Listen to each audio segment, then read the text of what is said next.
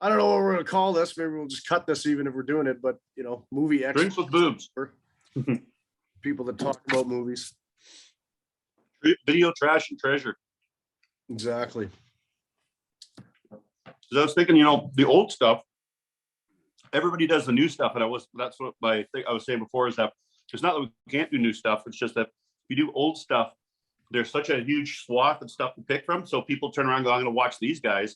Yeah. Because, they're picking kind of the movies that I want to watch. Whereas everybody does the new stuff, right? Well, I like it mainly being old stuff. I just like throwing the new one. So it's clear that we're not just, we don't have a lifetime of thinking about, Life Force or something because it's been out since 85. Oh, Christ, they could do The Last Duel too, right? Yeah. But we have had a lifetime. Well, yeah, but you know what I mean. Like I've had since I was 8 years old to think about Life Force, as opposed to my thoughts on the new Bond are from whenever the hell I saw it last month, right? Mm-hmm. But you want to, just jump into it as far as So yeah, like I say, I'm more news of the week. Betty White died. It's a new year. The guy from the lead guy from Moon Knight died. The French guy. Was he Moon Knight? Well, I didn't know he was the lead guy. Is he playing the lead? Yeah, Knight? that's my understanding. I was just reading the article. Unless I missed something, he was the lead. Well, I know he was in it. But I thought Oscar Isaac was the lead. Oh, maybe it is. I'm not sure if he's the anyway. One of the main characters freaking died. Sonny Bono'd, I guess, on a ski slope in France. Oh, Close Encounter with a Tree. Mm-hmm. That's what I'm guessing. But yeah, like we were talking about those, Marvel or even the DC. It's less impressive about who's in them now. It's just let's see the hero. I just get a kick out the first time they use somebody unknown. It's going to be from everybody. Who? Right? Well, when they did Black Knight, like Chad McBoseman, and we're like, who the hell is that? Yeah. Really, I knew of him, but I didn't know his name, or he was always a very small secondary character. Like I would have been expecting like Idris Elba or someone like that. I'm like, who the hell's this guy? Yeah, I caught his. What should I just catch his? I'm gonna forget the number of bridges, either 16 bridges or 12 bridges or something. It was pretty good. It's like it's like the Gauntlet or that one with Bruce Willis a few years back. Hudson Hawk. No, not that one. Yeah. In his later period, where he's doing more. No, in his later period. I don't know. He makes so freaking many of them now. I can hardly keep track. Just like Steven Seagal. I used to be able to keep up with every Steven Seagal film, man. And then, of course, they became more frequent and shittier. So yeah, absolutely. But no, jumping right into it. As far as movies we're talking about this week, you're just going to cut and splice this together. Yeah, unless we've got overt, sidebars that have nothing to do with movies, I'll just usually keep them, right? Unless we drop a real bad swear, and then I might edit that just if it finds its way on the paper website. But absurd, right? That's the first one we're going to jump into. George Eastman and the George Eastman trio. Yeah, and George Eastman, he when you picked it out or suggested it, I said, okay, well, he makes interesting choices. George Eastman, he's always in. He's in. I'm not saying quality stuff, but he's in interesting stuff, if nothing else. Yeah, he. I don't know if you ever saw the movie Metamorphosis. It was in the '90s. I was going to watch it last night because actually he directed it. That was his big segue into. You'd recognize the cover as soon as you saw it. Anyway, right? Looking at his stuff. Who was the director on that one? Joe D'Amato. He used him in a bunch of his films. So if you go to next week, we'll talk about the Grim Reaper, which is called. Yeah, it's called the Grim. I've seen it called Cave of the Living Death, but it's called, and I should remember the name, and I'm sure we're going to get lots of comments. It's Abracadabricus or something like that. Well, I think it's a prequel to Absurd. Could be. I've seen it. Like I saw it before I saw this one, and it's definitely gruesome. So, and then D'Amato is always known for his gore and splatter and excess. In fact, they call him the evil Ed Wood. Yeah. So he was big into kind of pornographic films there towards the end there. And D'Amato died. I think he was only 62. But so I think his last film was like 1990 or something like that, or 93. Well, and I don't know if this counts as this film it counts as a giallo, but I'd certainly throw it in there, giallo light, if nothing else. But I mean, I don't know. There's some good stuff. Again, laugh out loud when he's, I mean, for people that don't know, not to spoil it too much, he's essentially playing a modern day Frankenstein, and he goes from lurching around to running around. Okay, well, if you ever saw all over the map. If you ever saw Silent Rage, this reminds me. I was going to suggest that for next week. Silent Rage with Chuck Norris and Ron Silver. This is exactly what that film. I'm like, okay, well, that's where they got the idea from, because this guy's unstoppable and he can regenerate and his blood coagulates and everything. So of course, the only thing that you can't destroy, and I can't remember if it's the same in Silent Rage, is the brain. That's which why people don't go for that in the first place. I don't know. I'd go for a headshot. Some guy was coming towards me. I don't want to take him down. I'm like, if I can get the head, man, I'm getting the head. Well, it's a classic. I mean, I was laughing out loud when he's drilling the one girl in the head, and she's fighting him off, and she's using one hand to fight the drill off, and her other hand's just holding his hand. Then it's like, why don't you use the other hand to fight the drill off? Well, I think because that'll screw up the effect. But I mean, terrible execution. Yeah. And I mean, again, that stuff's those effects are lifted directly from Fulci, who was the godfather of doing gore, kind of like that. And the pace. But I mean, if you're Fulci too, the pace of these things kills them, right? They're so good, and then all of a sudden you just here's a 10-minute bit where it's like pastoral almost. Oh yeah, I mean, here's the. I mean, they're making the most out of the Italian and Rome, the countryside, right? Your biggest asset as a filmmaker is your location. So yeah, they're going to get that in there. Oh, look, it's beautiful. Oh, there's the Parthenon. Oh, there, whatever. But I thought it was interesting. I mean, George Eastman's a huge guy, right? Like he's like 6'8". I never noticed that though. Creepy looking guy. Apparently he got his start. He was supposed to be like a romantic lead, but he was supposed to play right across from Franco Nero in a film that was supposed to be his big break. And because he was so much bigger than Franco Nero, they said, we can't have this guy. He's got to, he's not the bad guy. He's supposed to be kind of a romantic lead or something like that with him, or one of the good guys, but he was being outdone. Well, and Eastman's almost in every Django movie that Franco Nero isn't. It's crazy. Yeah, it's funny, eh? I guess if we're not going to take one, we'll take the other, right? But anyway, getting back to absurd. I guess they call it absurd because, I mean, it's absurd. This guy's living with, that's where I get it from, that the fact that they've done these scientific experiments on him. And now I think biochemical clergy is my favorite part of that. So this guy is tracking him down. At the very beginning, he's running away from him. The guy is running away from him just so he can climb up on this fence and get disemboweled. Like, if I was that guy, why the hell am I running away from anything? Like, you can't kill me. You got a gun. Big deal. Well, and at one point he's running away from a cruiser that's going about 20 through the community, right? And it's just like, my Lord. Yeah, but again, the disembowelings, the head and the bandsaw. There's all sorts of great gore effects. If you're a gore somebody too at the end there, throws him into the stove. Yeah, that one was kind of again. Why I'd be fighting tooth and nail. I'd have my hands by my side if you're going to stick my head in an oven. I'd be like, anyway.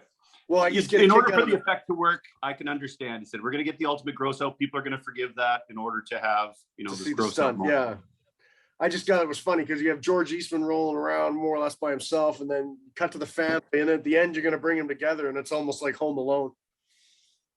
I was laughing. The daughter said, I'm not sure what they were trying to fix with her, make her taller or whatever like that, or she had like spinal, what do you call that when your spine, curvature in your spine? Well, I mean, imagine how weak you'd be by the time that all settled up with. I'm like, oh my God. Anyway, they got her chained in this bed and she can't move, and she lays on her back for, I'm not sure how long they're going to do it for, but she's got a head brace, everything. That must have been the most uncomfortable process. Well, I couldn't, and I almost thought like they're almost there's going to be a plot reveal about why she's in this get up, right? And nothing came of it. No, I figured that my spine's even stronger than ever now. Now I can kick butt. Well, and of course, I thought literally and they wouldn't do it because it's not bright enough back then. But I thought, oh my God, they're going to get her out of this thing, and then she's going to be perfect except for the head thing. It'd be like if you took the rings off somebody who had the neck elongator. And she goes, yeah. Yeah, and again, in all these movies and all these kind of Italian horror thrillers, giallos, Yep. there's always a little kid, and I don't know if he's like the director or somebody's son that just cannot act like the pain. I mean, the acting in these things is pretty poor anyway, but the kid is just like, look over here, and the kid has to look over there. I'm like, you're being chased. It's almost like it's intrinsically tied to the genre. Like It is. I mean, if you're like, if you're we gonna gotta build have dolls in here. Yeah. yeah, if you're gonna build one or create a new one, that's one of the key elements that you have to have. You have to have a kid that can't act. or it has to be the George director's Eastman. son or a relative or something like that. You're gonna make it big time, kid. You're gonna make it big time. Well, and then the one thing is, I was watching the end of this, right, forgetting whatever the genre. I just realized at that level, and it's the same level it is now. It's just a bunch of guys getting together, shooting movies, making movies, and the only mecca is Hollywood, where they pay you for it more. And these are exactly what they're doing in Italy back then, and that's what they're doing now, right? Well, I mean, it's funny because you look at some of I mean, you get the Greek actors, but you also look at some of the British actors, like Edward Purdom is in it, and he's been in a ton of those films because I guess he wasn't getting acting work in England, so he's over there. He played the father. He played the dad, the one that hit the guy with his car. And again, you see him in a ton of films, and I go, okay, you know, I recognize the name go through. I said, oh yeah, I know this guy. This guy plays some good parts in all these Italians. He's either a detective or something. When you want to class it up a little bit, right? Well, it's Rick Dalton. There we go. Yeah. Well, I mean, it's the same thing. I mean, why they asked Clint Eastwood and Charles Bronson and those guys, come over to Italy, make Westerns, you know, leave Van Cleef, come on over, you know, not getting enough work where you are. We got work for you. So. Absolutely. Absurd. Check it out. Most of these you can catch on Tubi TV. Tubi TV, I think majority of these are on Tubi. Yeah. I'm also a big Shudder fan too, so I've got Shudder. I know you don't, but you have access to everything, whereas I don't at the moment. Absolutely, but access to everything. Access to everything, man. Don't torture a duckling. What's going on there? Don't torture a duckling is Luciano Falucci. And again, I'm probably gonna be slaughtered. You're pronouncing these wrong and all that. And again, I've only ever read them, so I've never heard the names. So it's that's just the way it's gonna go. So don't torture duckling. Don't torture me over this. Again, this one takes the pardon me. Sorry, I just had an egg and it came up. Anyway, I'm trying to remember. I'm just going off the top of my head here with a lot of this stuff. This one is kind of about a child murderer, and again, this one is your typical Italian Falucci. This one's a little different. It's not a giallo. It's got all sorts of nuttiness, red herrings. Yeah. Basically, there's a child murderer in town, and who knows who it's going to be. By today's standards, I mean, you watch it back then, and people were like really horrified and all that. You go, okay. By today's standards, you know who it is. Pretty close to the beginning. Well, yeah, I mean, forget again, not getting into that till towards the ending of it, but at the first, you know, yeah, it's not a giallo, more of a melodrama, right? But as I'm watching it, it's like the beginning of Wicker Man. It's as exciting as watching a detective walk around asking who Rowan Martin is and where she's at, right? It's okay. Nobody, you know, here we are. It's just me in on the joke. Nobody's in on the joke but me. And and you know, it looks like a preview or a prequel to Pan's Labyrinth, where they're running around Nazi-occupied Europe, waiting for something mystical to happen. Yeah, actually, that's a good point. With low end Cillian Murphy in the. There's still enough going on with this kind of film that you're going to keep on watching. And of course, the big thing is when you read little reviews and you go that. I mean, if you're a gore hound, you're going to watch Luciano, because this is exactly what you signed up for. The child murdering aspect, they still handle it pretty tastefully for the most part. This one actually had a few, wasn't as graphic as I thought it was going to be compared to some of his other offerings, but at the same time, I mean, the runtime, it's briskly enough paced. I mean, I'll never say that it's fast, really well paced, but for this type of film, it's well enough paced that you're not sitting there the entire time kind of like, oh my God, when's this thing going to end? I know that there's a beating scene that's got some good stuff to it. But again, classic red herrings, a little bit of supernatural stuff going on in there. Of course, the townsfolk that don't want these archaeologists here digging up anything. They figure that they've enacted a curse or something like that. But if you're a fan of the genre, and again, this one was a pretty dynamic film for the time, and again, really caused a lot of outrage. This would be the kind of film, if you're a big fan of the director or the genre, definitely want to check it out. No George Eastman in this one, though. No George Eastman. No, George Eastman was not in this one. It's got a little North by Northwest at the end there, where they're fighting on top the mountaintop. Oh yes. And then the most ridiculous stunt there at the end. Not so much the effects, but just again, much like oh Lord, what would it be like? Like Monty Python, where they're waiting for the soldier to arrive, and this guy keeps falling and falling and falling. It's like, holy cow, Lord! There's a great effect in there. All of the plays as it's great. Well, it's kind of funny because I was laughing at it because this guy's falling down the countryside and it's ripping chunks of his face off as he's going down. And you're like, oh my God, oh my God, oh my God. It reminds me of Homer Simpson and that thing where he tried to jump the canyon in the skateboard. He just kept on hitting everything, except think of that, but with Italian gore effects instead. It was, and again, even at that, I'm probably building it up to be a little gorier than it was, but it was still like, I was laughing all through that. I mean, most of me was cheering, like, that's cool. Like, that's awesome that you did that. Because I don't think I've never seen that kind of effect before. But at the same time, without giving away who it is, hilarious. Oh, and again, hilarious. Just the whole package. The ballad that's unrelated to the horror you've just seen in the last hour and a half is playing, and it's, great. Just yeah, awesome. Be still your heart, or whatever. Stitches. Oh, that one. Don't Torture Duckling was on Tubi as well. Just so as well, yeah. No, absolutely. Stitches. Okay. I'm going to tell you right now, this was my least favorite of all the ones on the list this week. Really? I thought you'd really like that one. Yeah. Well, no. Well, I mean, we're saving the best one for the last one. When I say my least favorite, I don't know. This was the one that just, I don't know, found me the most least redeeming of the bunch. I don't know. I mean, there were some pretty inspired moments. I was actually, I mean, you're going to give a thumbs down. I give this one a bit of a thumbs up. This one is Stitches. This one was financed by the Irish Film Board. Basically, the premise is that a bunch of kids have a birthday party. Kid has a birthday party. They invite this clown who is basically your typical bad, terrible clown. I mean, this is a horror comedy. So again, a lot of the stuff is tongue in cheek. The kids are really abusive to this clown, and of course, the clown pretty much deserves it because he's such a wanker. And they end up killing the clown.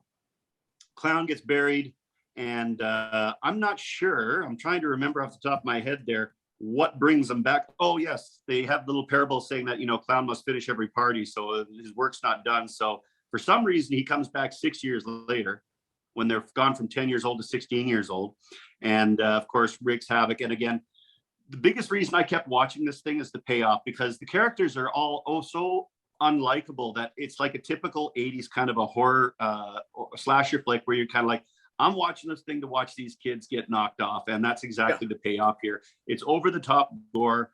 Ross Noble plays the clown. I thought he was awesome. Again, some of the one-liners and all that. There's a scene that you see in the preview where they're riding their bikes away, and he's chasing after him. He's on a tricycle.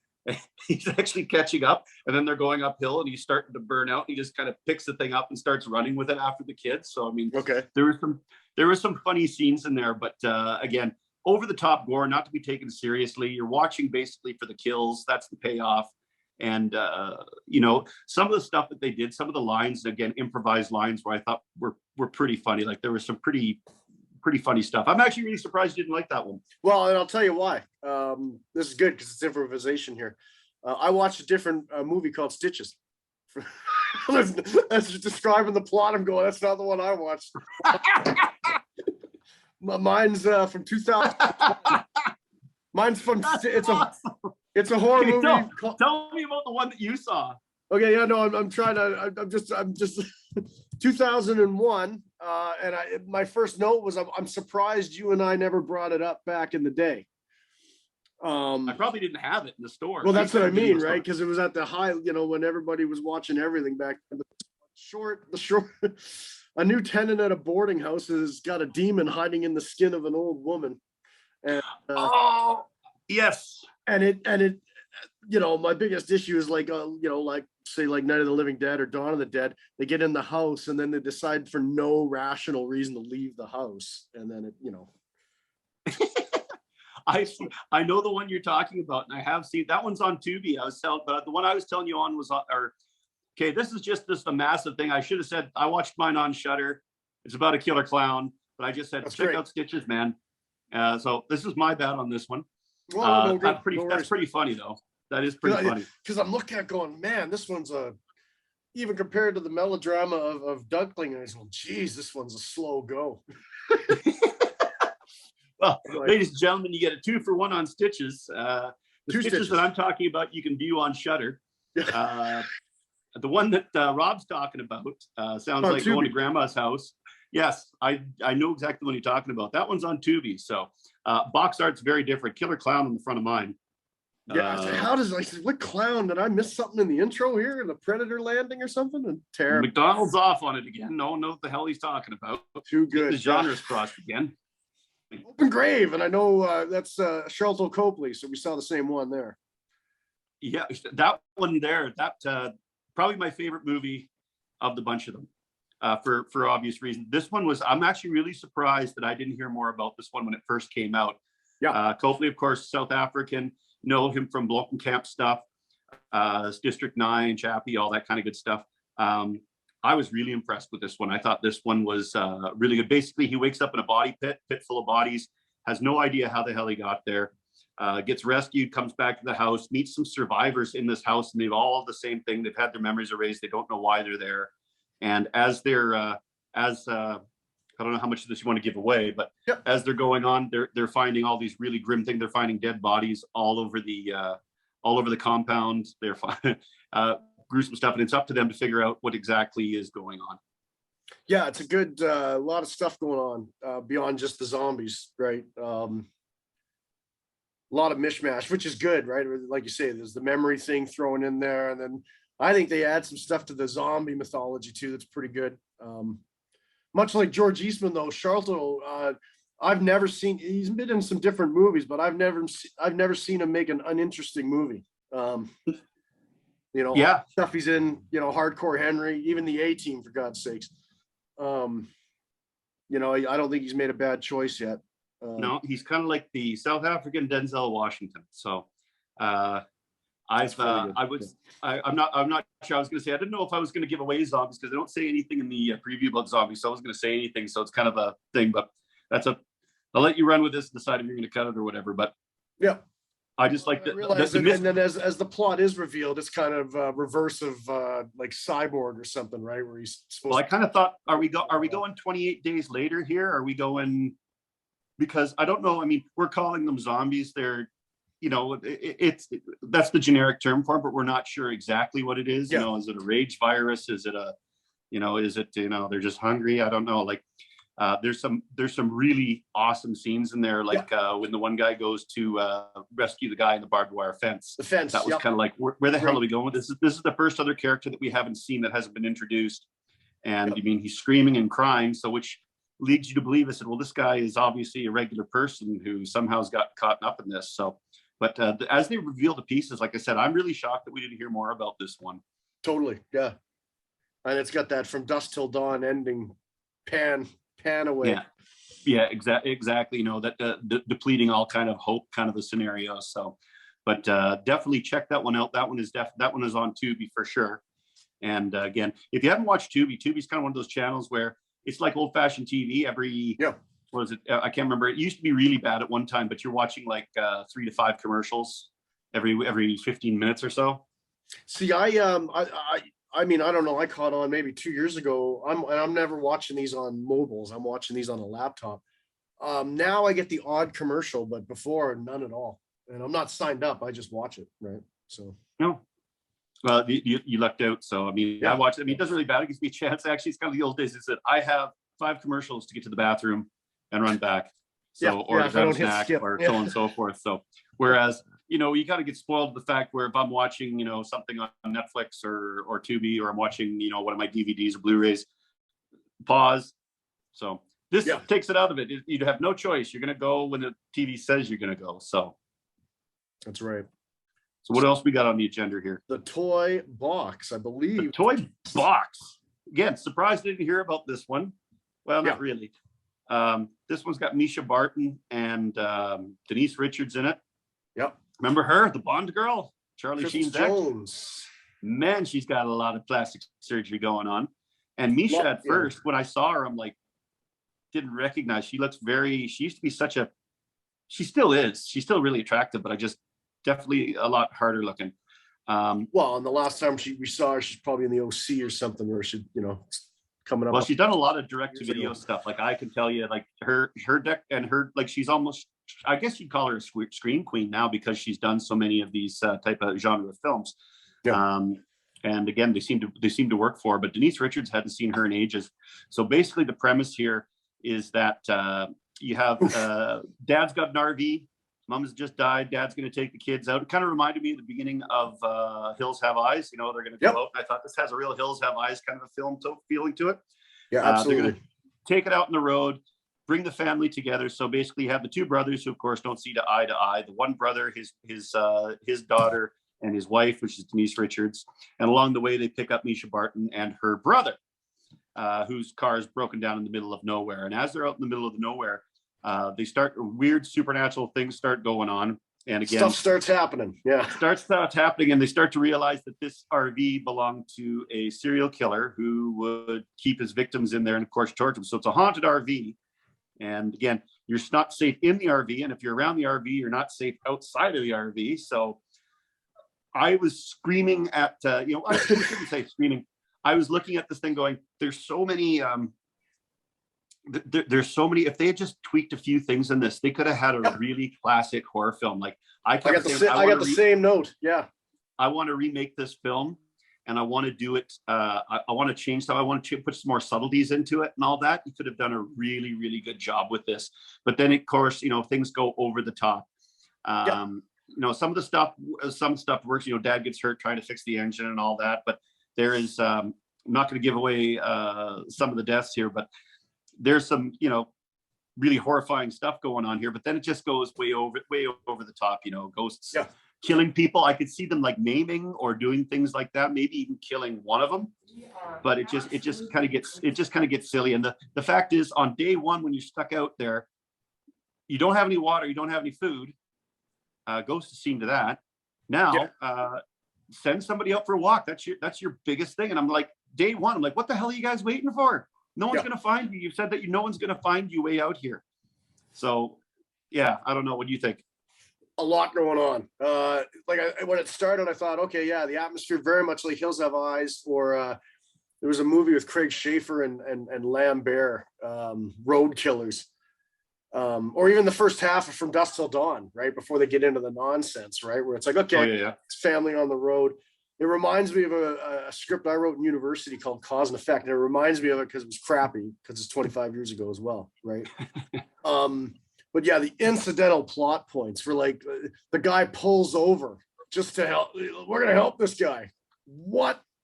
It makes as much sense as Dawn of the Dead leaving the mall, right? Like, it's just like, come on. And not to give it away, but there's some good tension. The way they film it, much like, say, Das Boot or Cosmopolis, where it's supposed to be, for the first bit, all in the same contained space. It's really good. But then, when the murders start happening, they throw in some Stephen King. They throw in, there's all kinds of business. And then, like you say, I think the editing could have helped this, where if they just didn't show some of what was causing some of it, like some of the deaths, you go, okay, this is a little more of a mystery going on, still tied to the RV. There's even a bit where they ratchet the tension, like, and this is not Stephen King I was saying earlier, but much like Pet Sematary, where you think, oh, okay, that kid's going to get it here, kind of thing. But there's so many tropes in this. I was waiting for like two poles to show up and the tall man to pop out, right? It just, okay, here we are, right? Well, going back to what you're saying about picking them up, I'm like, well, this increases the body count. So I wasn't against it. But the same thing is that I bought it just because, you know, if they're as desolate as they are, I'm just kind of like, you're going to help these people. I said, we'll take you as far. What can we do to help? I mean, you'd want it to be us. So I bought that. But as they're getting out there, and of course, as soon as they realize that the food and the water has been contaminated, I'm like, the first thing you do is say, we're going to die out here. I don't care who it is, but someone's got to take a walk. We're not going to sit here for days. We're just waiting for Clark and Rusty to walk by, right? Exactly. He said, it ain't going to happen, man. The other thing that I always thought was, you know, the monster, once you try to light on the monster, it's never nearly as scary. And of course, when they're showing the serial killer at time and time again, I'm like, all right, this guy, he definitely creepy, like definitely a creepy dude, Dan. Exactly what you think of when you think of a serial killer. Yep. But at the same time, you're kind of like, all right, I've had enough of this dude. I mean, this is getting silly. So, you know, if they had taken that and just kind of eased it back quite a bit, I shouldn't say eased it, fucking ratcheted it back quite a bit, so they could have well, the first couple put times more light you on see something him, else. the first couple times you see him, like the first time especially, I think it's really like Lynch, where he's messing around with one guy that shows up in Twin Peaks a few times, right? And then after that, it's overuse. It's just okay, right? And then again, I don't want to give it away, but there's a death in this that's right out of Conan 2 that's just awful. Is just, where they're smashing stuff and it just toss the hands up, right? Yeah, where it lands in this movie is out of control. It's just that's the best you had. Well, again, this one I'm going to say it was based upon the serial killer who drove his semi truck all around and had a toy box basically in the back thing, which is torture. And he drove around the country, you know, killing people like that. And I think they could have, I don't know if they were going to get sued or something like that. They could have done a little more on the history of the serial killer and do what they did, like what they did in 1408 and Oculus. Talk about the things that happen. So by the time you know, they're finished, you're freaked out. I mean, you're in the RV. If nothing has happened, and after you've discovered this, you're terrified. Both those films, I kept thinking about how brilliant they were. But again, they start to build up things where you can't possibly outdo what you've envisioned in your mind. So with that film, I mean, I think that would have really benefited it, because again, I don't think I've seen a film quite like that. Yeah. And I think with some tweaking, like I said, it could have been a really good, you know, maybe, I don't know, cut back the budget by, I mean, I don't think they needed the celebrities that they had. I mean, Misha Barton was fine. I can tell you one thing that I really didn't buy that really annoyed me is that if people are dying the way they're dying and you're as close to everybody, you know, just going, yeah. I'm like, give me a break. You guys are all connected. You're all family. I mean, I said, your brother, wife, whatever dies, give away. I mean, not giving away anything that you probably haven't already guessed. You're going to be beside yourself, you know. I mean, ruin the death of a child. You're going to freaking be beside yourself. You're going to be like, you'd be doing anything. I mean, I don't know about you, but I'd be under that RV. I'd be doing whatever I had to. Well, and the way they put that one together is like, I'm not even like, they just seem to be, well, okay, moving on now. But like, okay. I know we're given some key points where they're going to horrify some people and go, oh my God, but really, in order to really convey what's going on, you know, the hot parts and lower parts, I mean, it's still worth, I'd say it's still worth seeing. Just for that. Again, expectations are lower, maybe you'll enjoy it more. I still thought it was a decent film. I mean, aside from a lot of the issues that it had, but I mean, I thought it was fun. I mean, I wasn't looking at my clock or, you know, not pausing it. So. No, I thought it was, again, a couple of the deaths. Okay, what are you doing, right? Especially one of the lead. When I say leads, I mean one of the stars of it. You just go, what a waste that was. And then exactly. I guess the biggest thing was the cause of some of the stuff. If they just not shown, and I mean literal simple edits where they just lose that shot before Grandpa gets his arm cut. So you don't see what you know what causes it, but you don't see what started it, and then you go, okay. You know, would have kept it a little more exactly, because they definitely didn't focus on the gore that much.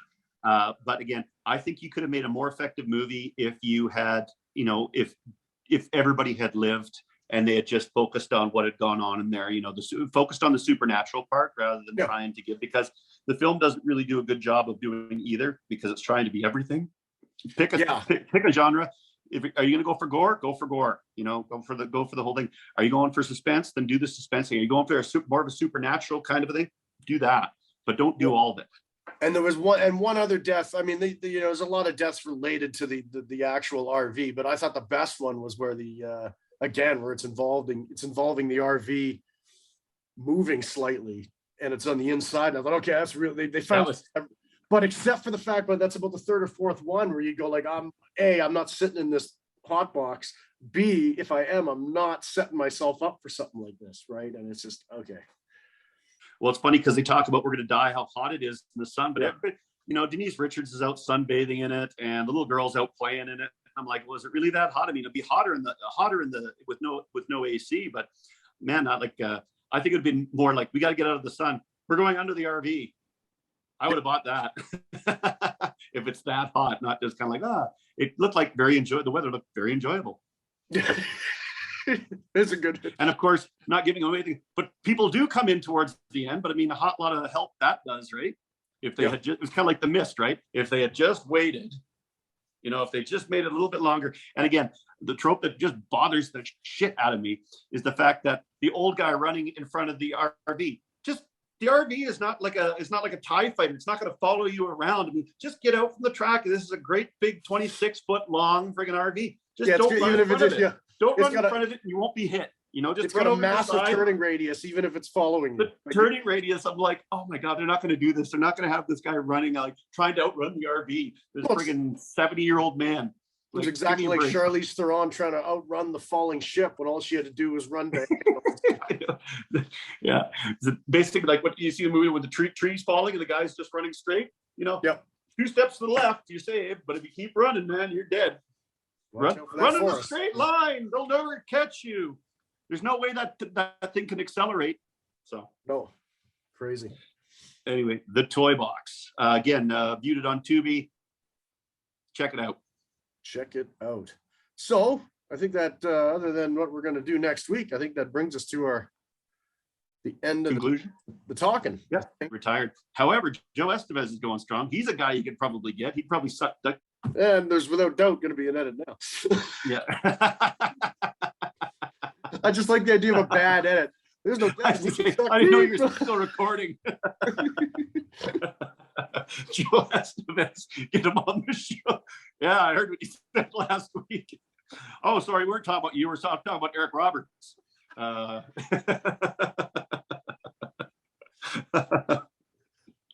Another guy get on the show, provided you don't cut this part out. George Eastman's left 5 messages. Yeah. Good thing we're not